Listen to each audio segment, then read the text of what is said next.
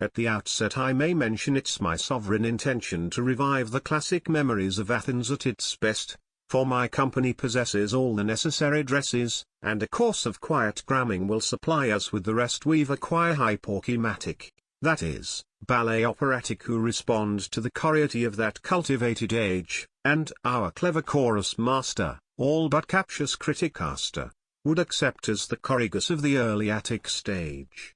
This return to classic ages is considered in their wages, which are always calculated by the day or by the week, and I'll pay 'em, if they'll back me, all in oboloi and dranme, which they'll get, if they prefer it, at the calends that are Greek. At this juncture I may mention that this erudition sham is but classical pretension, the result of steady cram, periphrastic methods spurning. To my readers all discerning I admit this show of learning is the fruit of steady cram. In the period Socratic every dining room was attic, which suggests an architecture of a topsy-turvy kind.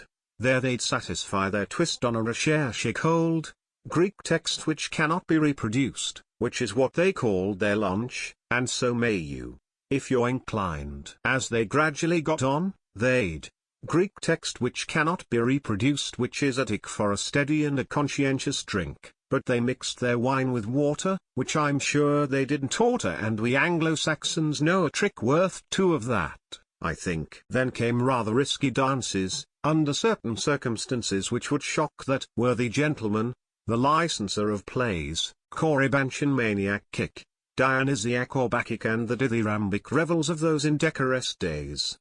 And perhaps I'd better mention, lest alarming you I am, that it isn't our intention to perform a dithyram. It displays a lot of stocking, which is always very shocking, and of course I'm only mocking at the prevalence of cram.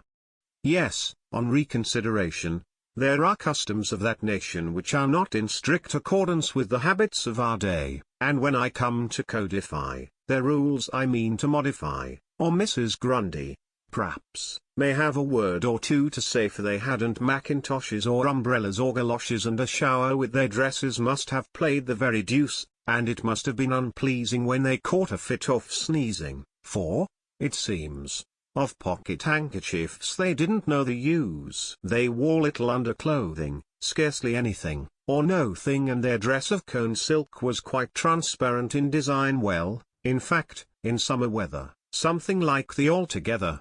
And it's there, I rather fancy, I shall have to draw the line. And again I wish to mention that this erudition sham is but classical pretension, the result of steady cram. Yet my classic love aggressive, if you'll pardon the possessive, is exceedingly impressive when you're passing an exam.